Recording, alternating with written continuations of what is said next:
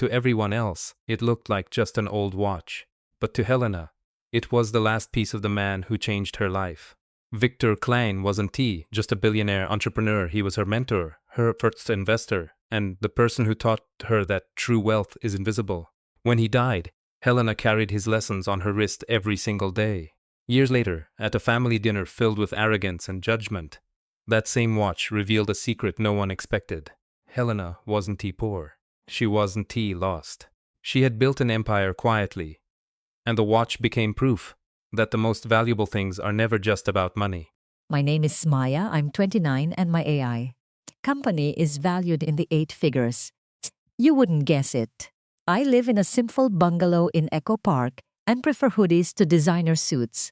My family just doesn't understand. At our lavish family get-togethers, my cousins are dripping in brand names while I'm in my usual plain clothes. At our last dinner, though, everything shifted. My cousin Kyle made a joke about my beat-up backpack. When I opened it, my dad saw the laptop inside and his jaw practically hit the floor. If you're new here, drop your city in the comments. And subscribe to find out how an old piece of tech finally silenced my wealthy family. Being a Miller meant elite schools and summers in Aspen sounds like a dream, right? My dad, David, was a Silicon Valley pioneer who built his empire from scratch.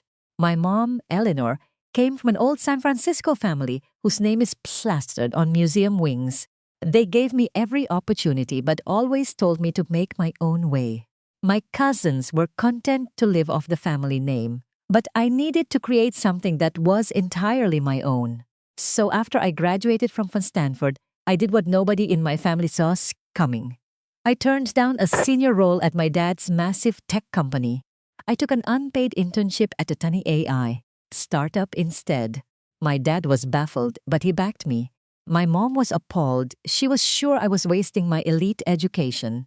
And my cousins, Kyle especially, told me I was crazy. You could have a huge office next to your dad's. Kyle sneered. Instead, you're fetching coffee for nerds who'll be broke in 6 months. I just smiled back and said some things matter more than a fancy office.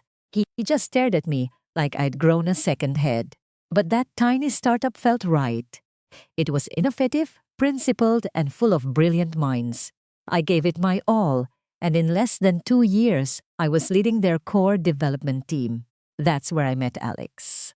He was a coding legend in his late 60s, consulting for us. He became the mentor I desperately needed. My dad taught me about markets and money, but Alex taught me how to actually build something that matters. He was a genius, quiet, and had no time for the Silicon Valley ego games. The guy drove a 15-year-old Prius, wore the same gray hoodie every day, and lived in a modest apartment. But he'd built 2 revolutionary software platforms from the ground up. True innovation is quiet, he told me once. The second you need to brag about it, it isn't real anymore. That stuck with me. When a tech giant acquired our startup 2 years later, I took my share and launched my own company, Ethos Dynamics. Alex was my first investor. Those first years were relentless. I worked out of my garage, putting every cent back into the code. My company's mission was to build ethical AI, tools to fight misinformation in media. The goal was huge, but the beginning was brutal server-failures, buggy code, and we almost went bankrupt twice. But Alex was my anchor. When venture capitalists got nervous, he was steady. When my own confidence shattered, he reminded me of our mission. Whenever I was ready to give up, he'd appear with takeout and stories of his own biggest screw-ups. Then, on my 27th birthday, after we finally landed a major contract, Alex gave me something. This machine got me through 2 failed startups and 1 hostile takeover, he said, handing me a beat-up old laptop.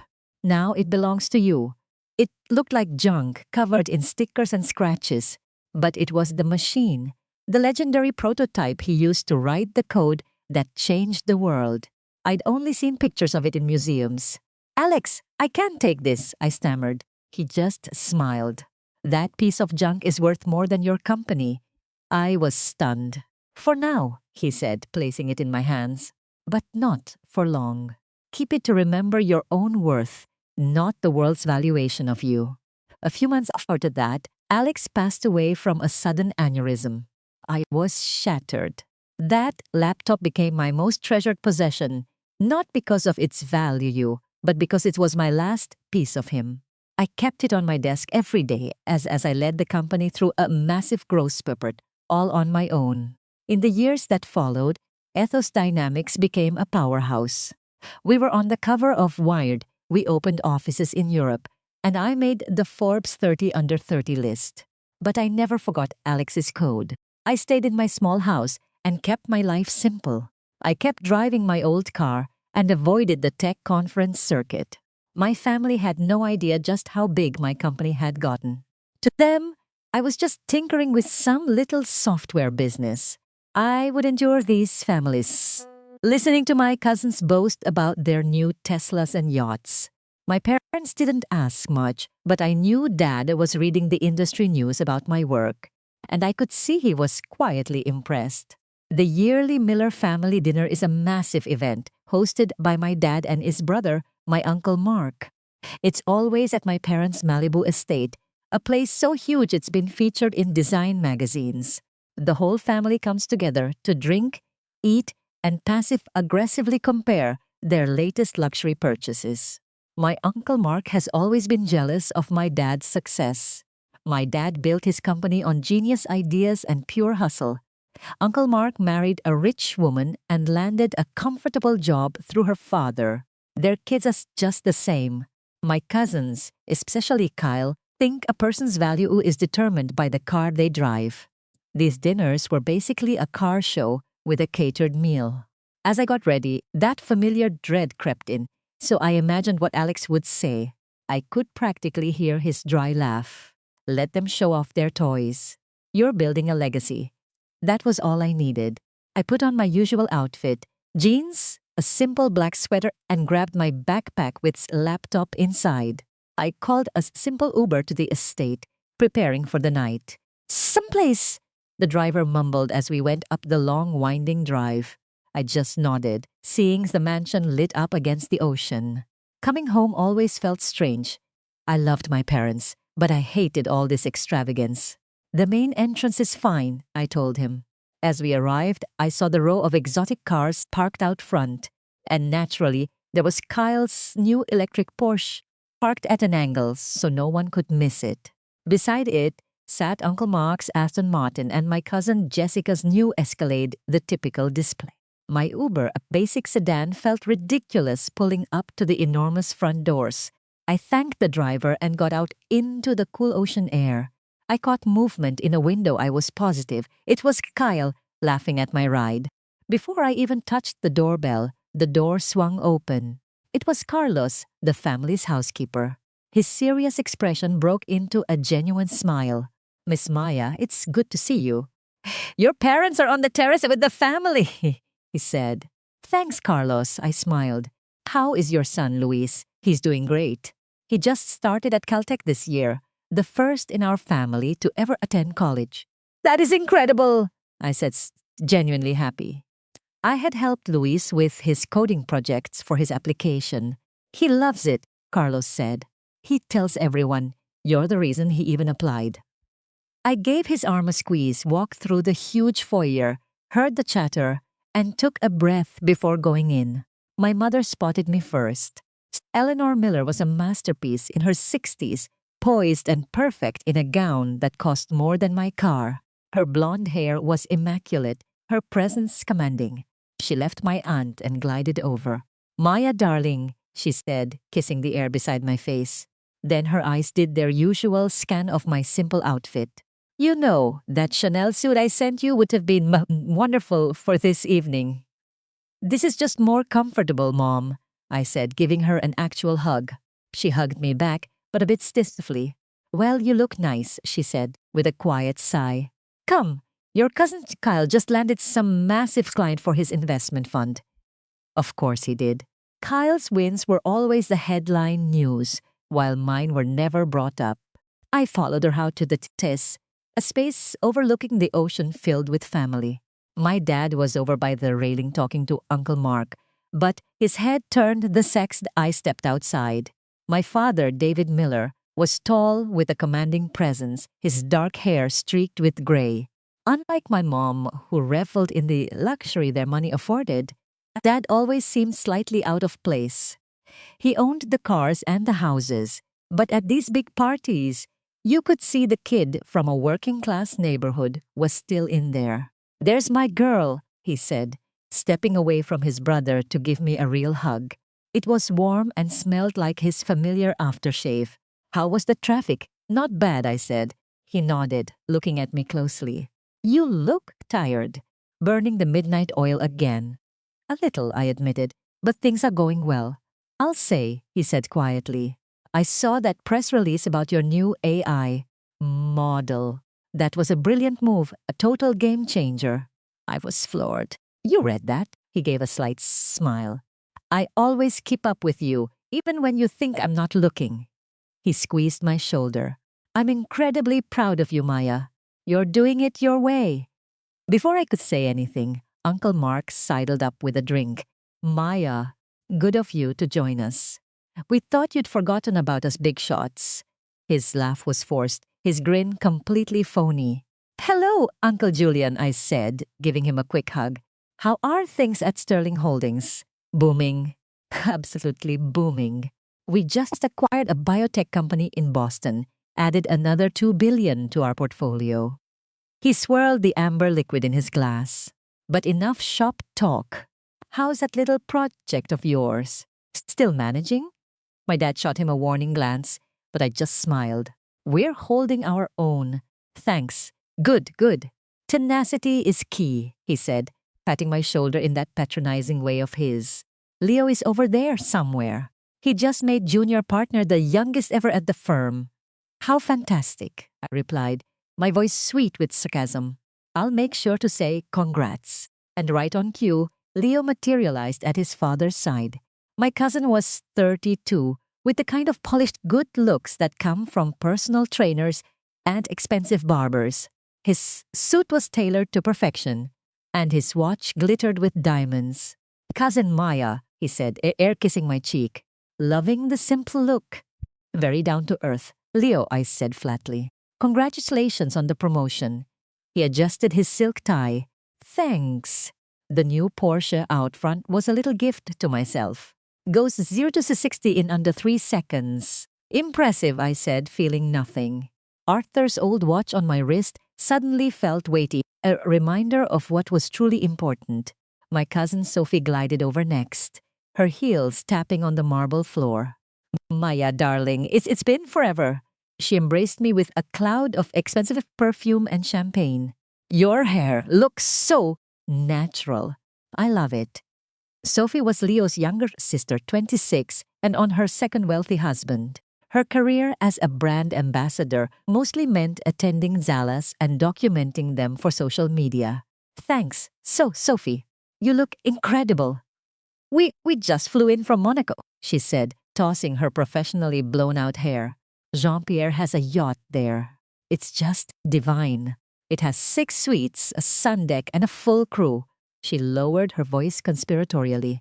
"We're considering buying our own little place in the Hamptons. Nothing huge, just a simple $5 million beach house." I just nodded along as she prattled on.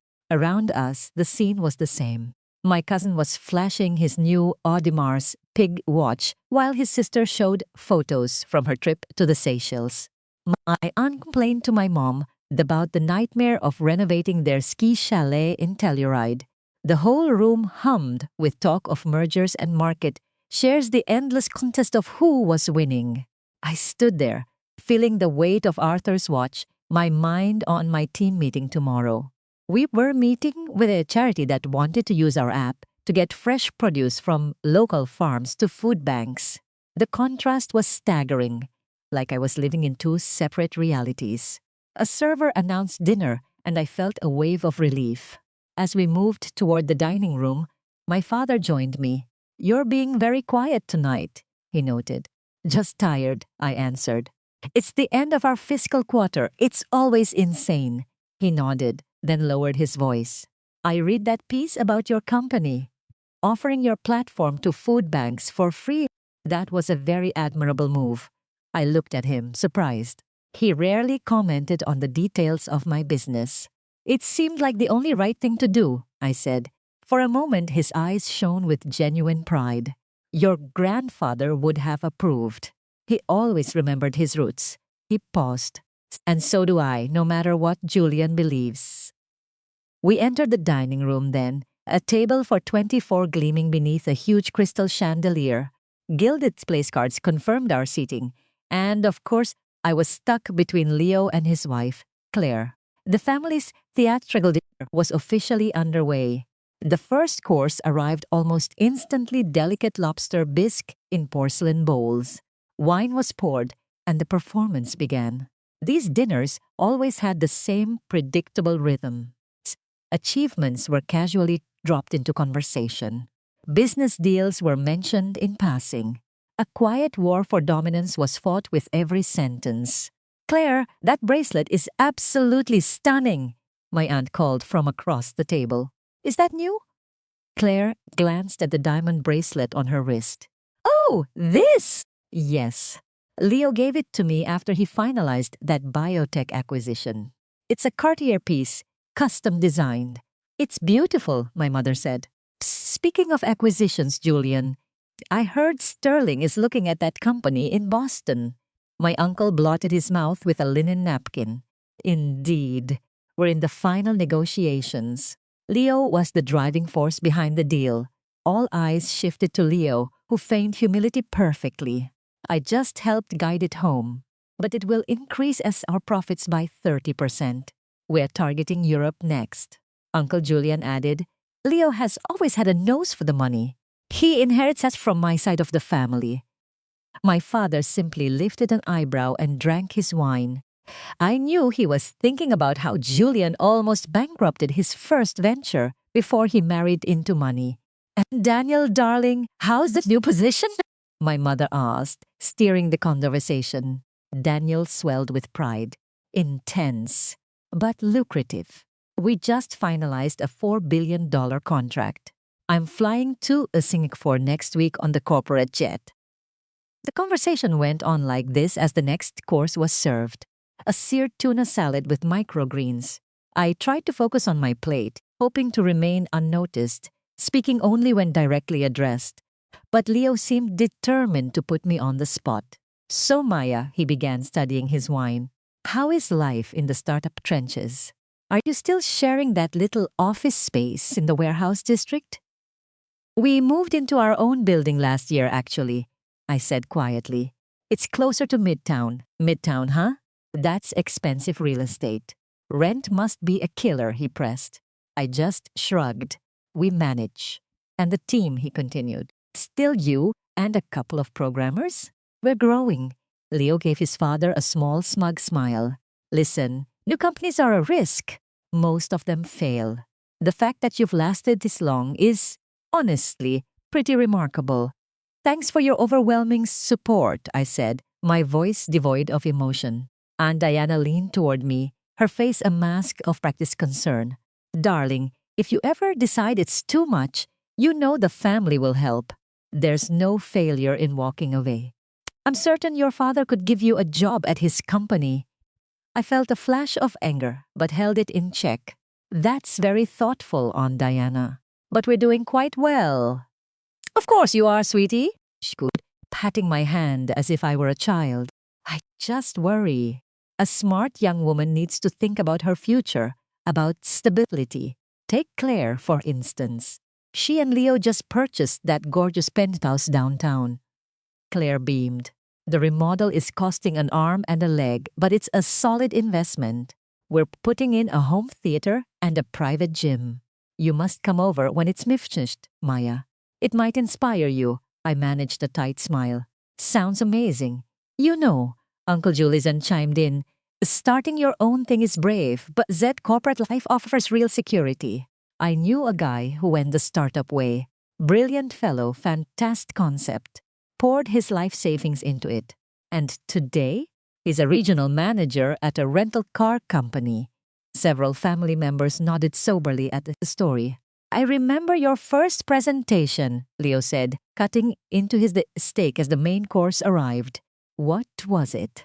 An app for little organic farms or something? Something like that, I said, drinking some water. Seems like a niche market, he mused. Those small farms can't have much money to spend. Now, if you were dealing with major agricultural conglomerates, he trailed off, shaking his head slightly. We work with a variety of partners, I said, keeping it brief. But Julian wouldn't drop it. I'm just concerned for you financially. In this climate, venture capital has all but vanished. I thought about the $50 million funding round we'd secured last quarter, and the 2 acquisition offers in my email. We're stable. My father cleared his throat loudly. Maya's company is doing exceptionally well. In fact, their quarterly growth is staggering. Julian looked briefly shocked, but Smuck's smile quickly returned. Well, that's just great. It's so nice to pursue a passion, even if it means cutting a few corners elsewhere. Claire, Leo's wife, immediately jumped on her father-in-law's condescending remark. Exactly like Maya. I think it's brave of you to choose a more modest lifestyle. It must be so grounding, living like an everyday person. I could feel my father stare, his expression unreadable. My mother looked nervous, torn between defending me and keeping the peace at her own table. Replied calmly that there's honor in building something yourself. It was a phrase Arthur always used. Arthur? Uncle Julian asked. Arth fans, I explained. My mentor. He died last year. Oh, that strange hermit, Julian scoffed. I saw his obituary. Made a killing in data science and then just disappeared from the world. A total character. Hearing Leo talked about like that made my stomach clench, but I stayed quiet. He said your true value was the change you create, not the balance in your checking account. Trent scoffed. Easy for him to say when he's sitting on a massive fortune. I bet he has a yacht and a couple of penthouses stashed away. Actually, he flies coach and has one normal house in Austin, I corrected. He puts almost all his money into his biotech research foundation. Well, whatever works for him, Trent shrugged. But I see nothing wrong with enjoying your success. Life is short, right? What's the point of winning if you don't get to celebrate? As they started planning Brittany's upcoming trip to St. Bart's, I felt the smooth, familiar warmth of Leo's pen in my pocket. I thought about his quiet focus, his genuine interest in people, and his idea that success was about solving problems, not buying things. The difference between his world and this one felt impossibly huge. My thoughts were interrupted by my cousin Tiffany bragging about her new custom G-Wagon. The leather is all hand-stitched. It took 6 months, but when you're driving around Bel Air, you have to project the right image. Trent nodded seriously. Image is everything. The right car, the right zip code, the right friends. It tells everyone what league you're in. He turned to me, a smug grin spreading across his face. Speaking of which, Maya, I saw you got here in a rideshare. Still taking the bus everywhere? A silence fell over the dinner table as every head turned my way. The question was just dripping with condescension. I saw my mother's tight smile, my aunt's pity, and my uncle's pride in his son's cheap shot. But it was my father's reaction that really caught me off guard. He wasn't looking at Trent. He was staring at my hand where I'd placed Leo's pen beside my plate. His eyes were wide, his fork frozen midair. He was looking at my pen with sheer disbelief. Trent, thinking my dad was just embarrassed for me, decided to pour it on. I mean, there's being smart with money, and then there's just making your life hard. The city buses is a nightmare, and you never know which weirdos you'll be sitting next to. I opened my mouth to shoot back, but my father spoke first. Is that what I think it is? He asked, his voice sharp, cutting right through Trent's smarmy little speech. He was still staring at the pen, and his intense focus pulled everyone's attention with him. I glanced down at Leo's pen, suddenly feeling like I was under a microscope. What do you mean? Your pen, he said, setting down his fork with a definite clink. Let me see it. The table was now completely still. Trent just looked baffled by this sudden and very weird turn of events. I paused for a second, then slid the pen across the table. My father leaned in, his eyes full of wonder as he examined it. This is a Leo Vance original, he said, his voice almost a whisper. From his first and only Genesis series. Uncle Robert scowled. The biotech genius who died last year, he made pens. Before he ever founded a single company, my father explained, still turning it over. He was a master craftsman. He made a handful of these by hand before his first lab ever got funding. Only 10 were ever made. He looked up at me, his face a mix of shock and a brand new, dawning respect. How in the world did you get this? Trent's mocking comments now felt like a bad joke hanging in the room. Leo gave it to me, I said plainly. He was my friend, and he believed in my company when no one else did. My father leaned back, looking absolutely stunned. Do you have any idea what this pen is worth? I nodded. I know it's valuable, but that's not why I carry it. That, my father announced to the whole table, is a $2 million pen. Maybe more, now that he's gone and considering how rare it is. You could have heard a pin drop. Trent's jaw actually dropped open. Brittany's wine glass clattered against her plate. Aunt Carol started coughing on a sip of water. Oh, this old thing! I said with a small shrug, picking it up. I use it every day. Leo always said beautiful things were meant to be used, not locked away. My brother Mark was holding court at dinner, bragging about a recent art auction. A piece by Elias Vance, he declared, a tiny bronze, sold for $3 million. He then gestured to my mantelpiece. Speaking of art, what is that lumpy thing, Clara? My mother, Eleanor, winced. I smiled calmly. That's also an Elias Vance. Mark choked on his wine. $3 million? For that thing? Is it insured? It is, I told them. Elias gave it to me himself. He said it was the first sculpture that truly captured the feeling he was chasing. Mark was speechless, his condescending tone completely gone. You actually knew Elias Vance? Mark stammered. The guy was a total legend. He was more than that, I said quietly. He was my mentor. He championed my work when almost no one else would. So what is it you do, exactly? My mother asked. All her earlier disapproval had vanished, replaced by real interest. You're always so vague about your projects. I took a breath. Elias always said to own your story. My company develops biodegradable plastics from sea algae, I told her. We're replacing single-use plastics in packaging, starting with local businesses and now expanding globally. We now partner with several major food distributors, a few global nonprofits, and even the government's Agricultural Security Division. My mother stared at me. Agricultural security. You never mentioned that. The contract was signed last month, I said. We're rolling our system to help protect the national food supply this year. It's the biggest deal in our company's history. How big? Trent asked, his envy now mixed with pure awe. I looked him straight in the eye. $800 million over the next 5 years. Another wave of shocked silence washed over the dining room. My father was practically glowing with pride. My mother just looked confused. But you still live in that tiny downtown apartment? She asked, her voice full of bewilderment. And you take the bus? I just smiled. I like my apartment. It's close to my office, and it's right next to my favorite running trail.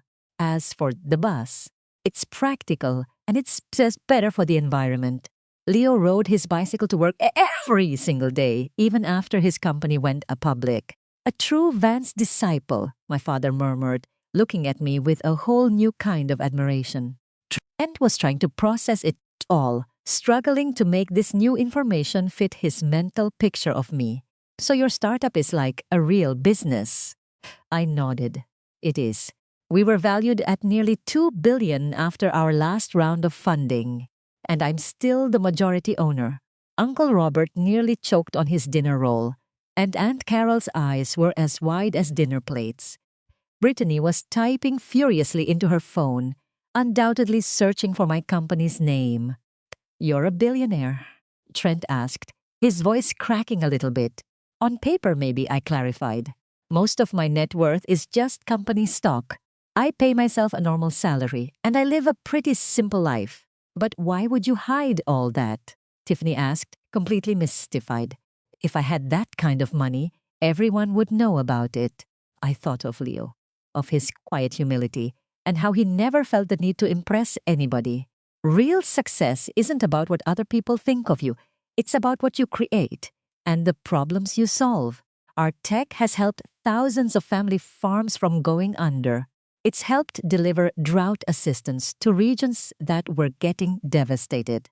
That's worth more to me than any number in a bank account. My father nodded slowly. That was Leo's whole worldview. It's about the work, not the credit. I always admired that about him. Trent just sat there, completely unable to compute. His whole reality, where I was at the very bottom of the family ladder, had just been completely destroyed in under 10 minutes. "But your clothes, your apartment, they're choices," as I said, finishing his sentence. "And just like your choices, my choices reflect my values. Leo taught me that you show people who you are by what you do, not by what you own." The dinner continued, but the entire vibe at the table had shifted. Aunts and uncles who had barely glanced at me were now desperate to hear everything I had to say. The questions came flying at me about my work, my friend Leo, and my plans for the company. I just stayed calm, refusing to brag or play into their sudden fascination with me. When the dessert came, Trent leaned over to me, his voice a low murmur. "Maya, I am so sorry. I've been a complete jerk. I just assumed that because you never showed off, you must not have anything to show." I looked at him for a moment, seeing past the expensive suit and the arrogance to the massive insecurity underneath it all. "Success isn't one size fits all, Trent. I don't just judge you for how you live your life.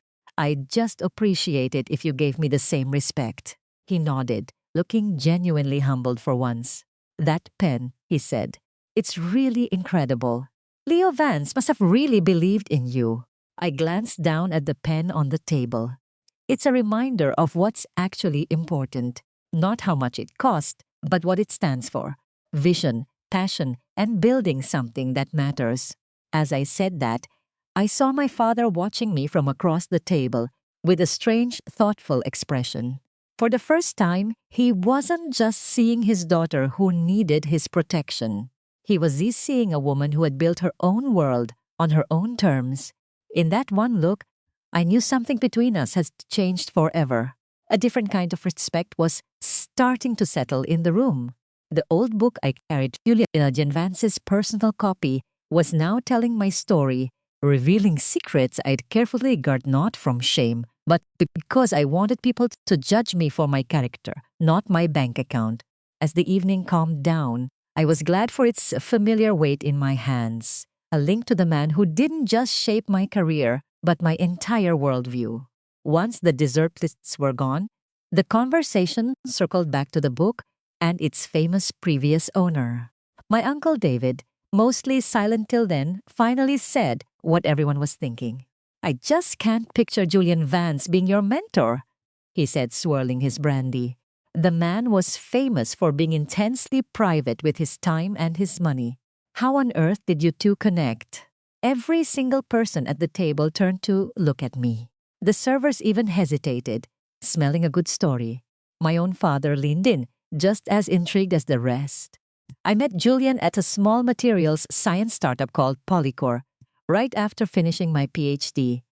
He was a research consultant, brought in as a last-ditch effort to save the company from bankruptcy. Our funding was gone, and our main polymer trial had just catastrophically failed. "I remember them," my cousin Mark said. "Didn't some huge chemical company buy them out?" I nodded. "For almost $1 billion. But back then, we were days away from firing the entire staff. Julian came in and completely dismantled our research and development strategy. He had this laser focus, an uncanny ability to find the one critical flaw that was holding back the science. That was his gift, my father added. I saw him give a keynote at a conference once. The man's thinking was just on another plane. He found me in the labs, questioning assumptions the lead scientists had accepted for years, I went on. After a pretty heated board meeting, he invited me for coffee. We ended up talking for nearly 5 hours. Before we left, he offered to become my mentor. Just like that? My Uncle David asked, his voice thick with skepticism. Julian made huge bets on the people he believed in, I said. He told me much later he saw a bit of his younger self in me, that I attacked problems from an angle nobody else was even considering. My mother, who had been listening intently, finally spoke. And he was the one who funded your new company when you went solo, wasn't he? He was my first and only angel investor, I confirmed. He put up $500,000 based on a conversation. No business plan, no 5-year projection. He told me he was investing in me, not the idea. That's a reckless way to do business, Uncle David muttered, clearly bothered by the lack of formal procedure. I just smiled. Julian was never a conventional thinker. He understood that real innovation comes from conviction and trust, not from committees and spreadsheets. He wrote the check and said to go build something that would matter. His only conditions were that I never sell controlling interest in my company and that I use some of the profits to help other people. The foundation you started, my father said, nodding with new understanding. The one for STEM scholarships in rural areas. That was part of the deal with Vance. Yes, I said, a little surprised he knew that much, though I would have done it anyway. Julian taught me that real wealth carries a very serious responsibility. My cousin Sarah, who was glued to her phone, suddenly shut up. Oh my God. TechCrunch says Mattersynth is projecting a $4 billion valuation. They're speculating about an initial public offering next year. She just stared at me, her mouth open. You named the business after his core philosophy. It felt right, I said quietly. His principles are the blueprint for everything we're trying to accomplish. But why hide all this? My Aunt Carol asked, gesturing at my perfectly normal, off-the-rack dress. You could be in a penthouse downtown with a new Porsche and a closet full of designer labels. I tried to think of how to explain a worldview so alien to everyone at this table. When Julian gave me this book, he said something I never forgot. He said, the moment your success is a show for someone else's approval is the moment you failed. I don't need the flash to know the work is important. My father nodded, a look of true respect finally washing over his face. Vance always knew that real power is knowing your own value without needing an audience to confirm it. It's as why his fiercest competitors still admired him. Exactly, I said. And he lived by that code every single day. The biggest lessons he ever taught me weren't about raising capital or managing a team. They were about integrity, about having a purpose, and about the obligation that comes with being able to make a difference. Mark, who'd been quiet, spoke up again. So that book, it's more to you than just some collector's item, right? It's irreplaceable, I confirmed. Julius was holding this. When he got the news his first patent was approved, he said it was a reminder of the endless patience it takes to create something that actually lasts. My dad smiled warmly. And now you carry it while you create your own legacy. I had to shake my head. It's not a legacy, Dad. It's a solution. Our research is creating new materials that will save lives. The money is just a byproduct. It was never the actual point. My uncle still looked skeptical, but my father nodded, really seeing me for the first time. I could feel his perception of me changing, a mix of pride and regret that he'd missed so much. That contract with the Department of Defense, he said, was that the one announced last month to develop new, lightweight armor. Yes, as I confirmed.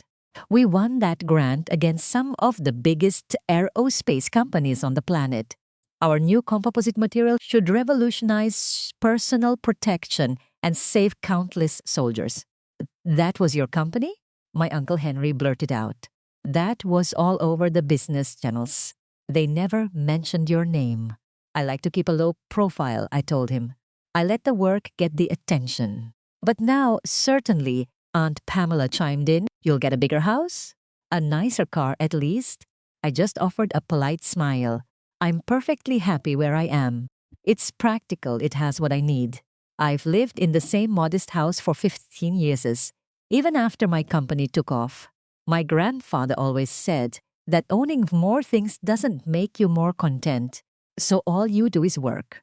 Sister Chloe asked, her tone dripping with what sounded like pity. I work on things that I believe in, I gently corrected her.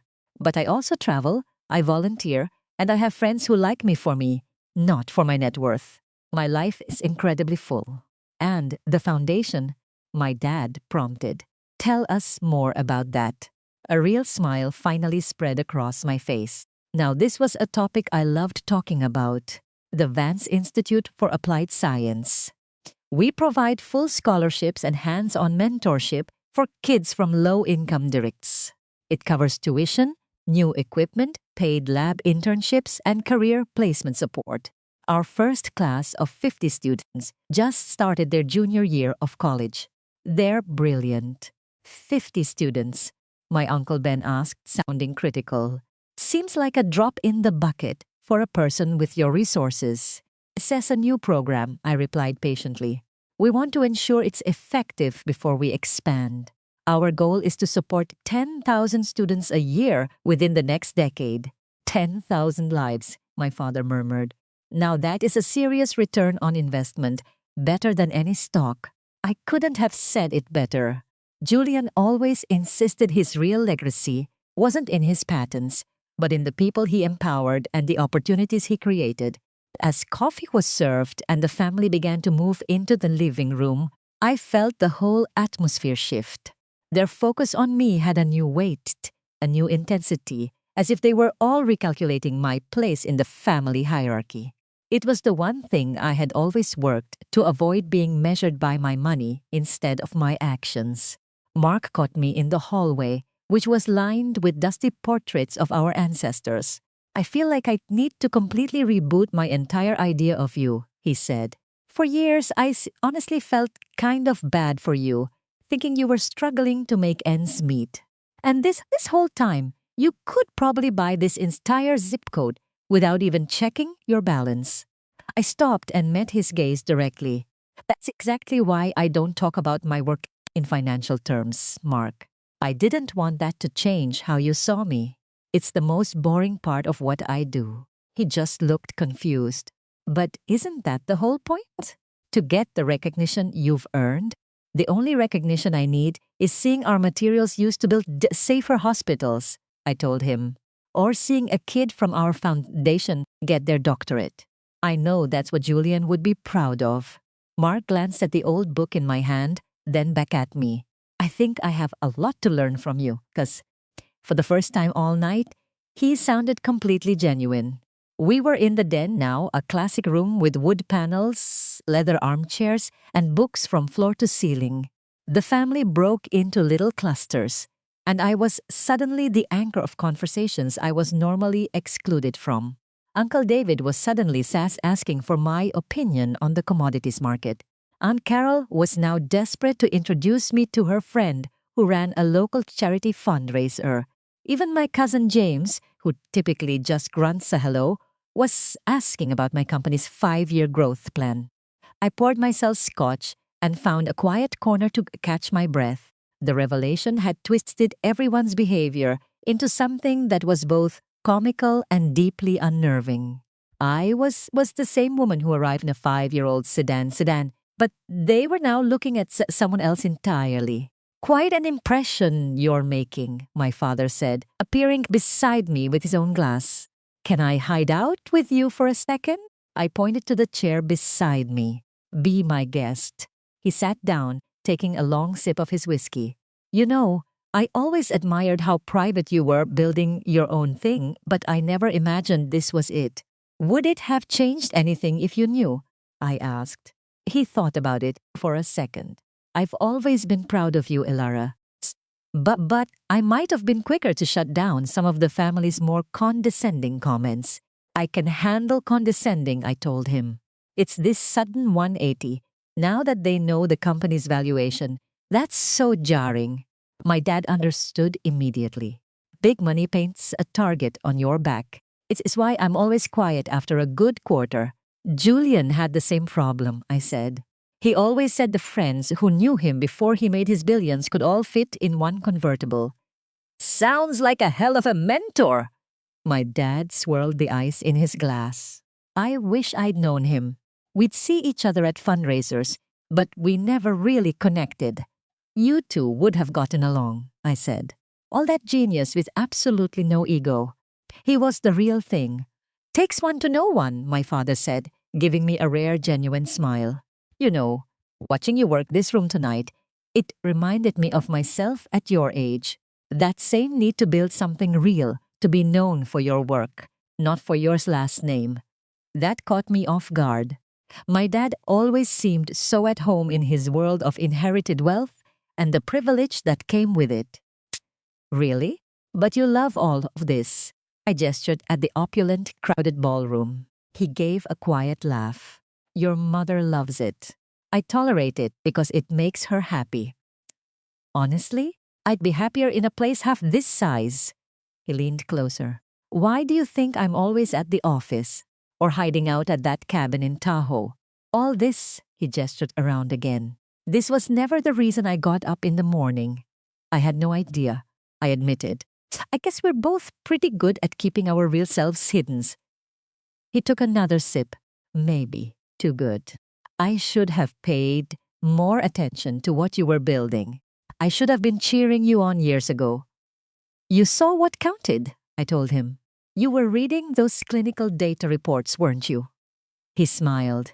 It started as professional curiosity. Then it just became sheer pride in what you were creating. But I knew you had to do it your own way. I didn't want to get in the way. And I appreciate that more than you know, I said, and I truly meant it. It meant everything to build this on my own terms. My father's tone turned serious. That watch. It really was one of Julian's. I nodded, holding up my wrist so he could see it better in the low light. He gave it to me on my 21st birthday. He said it saw him through hell and back, and now it was my turn to wear it. My father examined it like an expert, admiring the intricate mechanics inside. I'd heard stories about his private collection, but you never see them for sale. He gave every piece away to people he mentored. Nothing ever went to auction. I told him Julian actually crafted this one by hand. Over 3 years while filing his very first patent. He said it taught him about patience and precision, the two things that defined his entire career. Clearly, my father replied, his gaze shifting from the watch to my eyes. And now they're defining yours. Our moment was interrupted by my cousin, Leo, who approached us looking far less smug than usual. Excuse me, Uncle Richard. Could I steal Elara for a second? My father glanced at me, and I gave a slight nod. Of course. I should find your mother anyway. She's probably trying to endow a new museum wing now that she knows you can afford a Rembrandt. He gave me a quick wink and left. Leo slipped into the empty chair, all his earlier confidence gone. I need to apologize to you, Elara. My behavior tonight and frankly, for the last 5 years, was completely out of line. I just watched him, trying to figure out if this was genuine. Apology accepted. But let me ask you, what exactly are you sorry for? He looked taken aback. For making you feel small. For the constant japs about your small apartment, your job, all of it. And if my company was worth $10,000 instead of $5 billion, would you be sitting here saying this? I asked. To his credit, Leo actually looked ashamed. That's a fair question. It's the only question, I told him. Because if you're only sorry now that I have money, then you haven't really learned anything. He was silent for a long moment, truly considering it. You're right, he finally said. I've been measuring people with the wrong yardstick, including myself.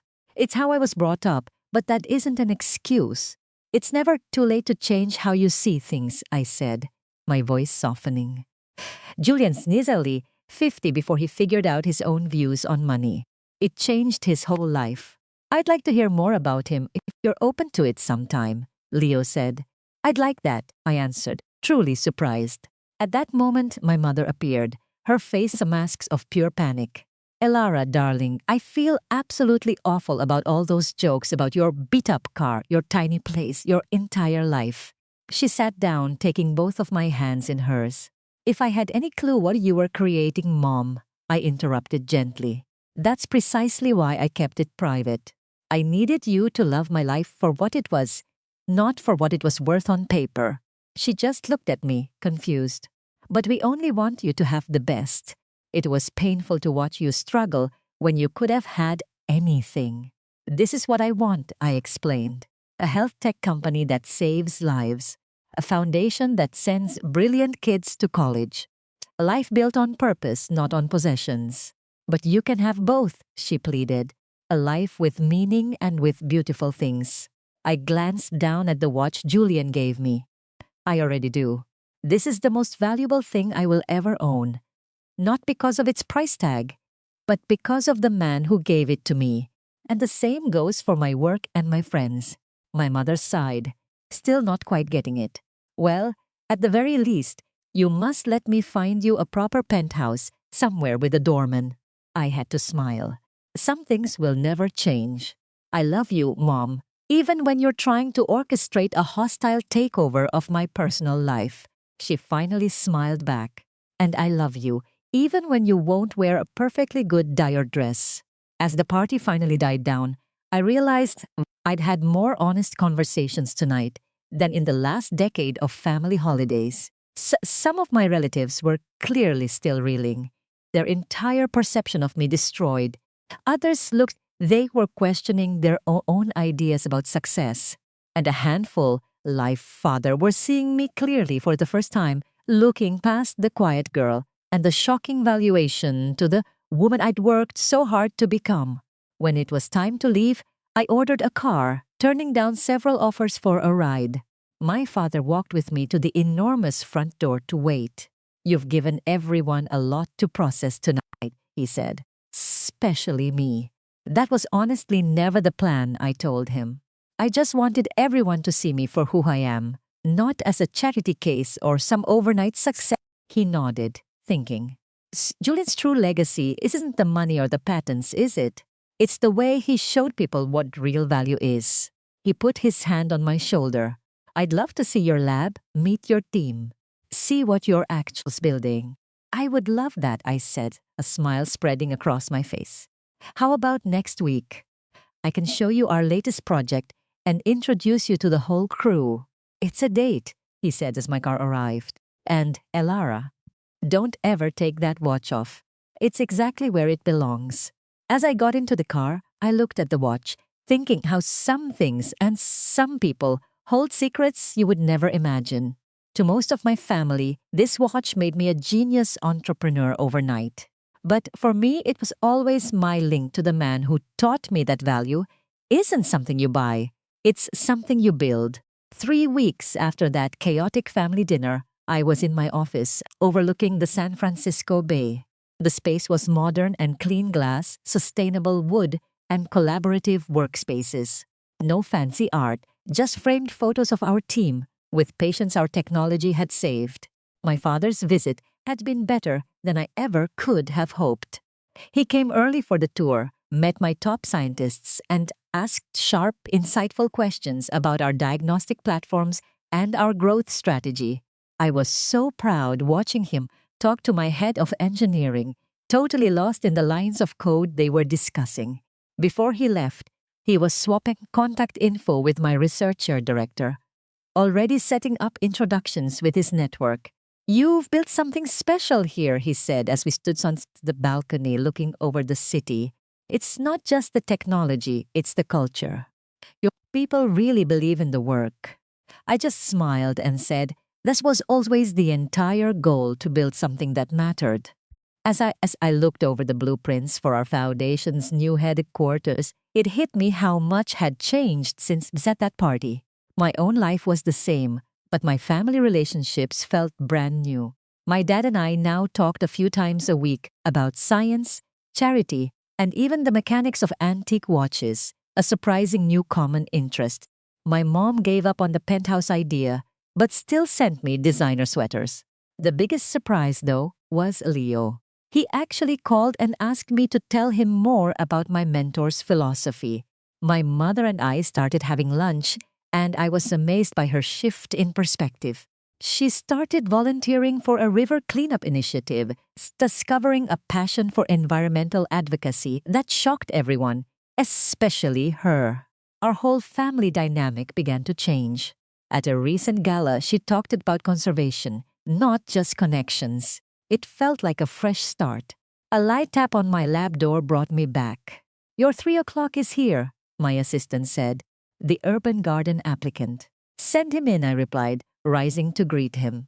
Leo walked in, young but focused, a folder clutched in his hands.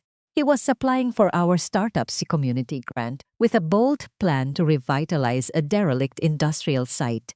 "Miss Montgomery," he began, shaking my hand firmly. "Thanks for seeing me." "Please, call me Clara," I said, gesturing to a chair. "Leo, your proposal was incredible. Your plan for using mycelium to remediate the contaminated soil is genius." A huge smile broke across his face. "I grew up near that lot," he said. "I've seen what pollution does to a community. I want to build something that heals the land and the people." As he detailed his step-by-step plan, his passion was infectious. He reminded me of myself when I was starting out, full of big ideas but facing even bigger obstacles. This was exactly the kind of person Elias Vance always sought to support, a builder, driven to create positive, tangible change. "How would you feel about my company not just funding this, but becoming your partner?" I asked. "You'd have full access to our biochemists and our lab to perfect your soil treatment." His jaw dropped. "Are you kidding me? That would change everything."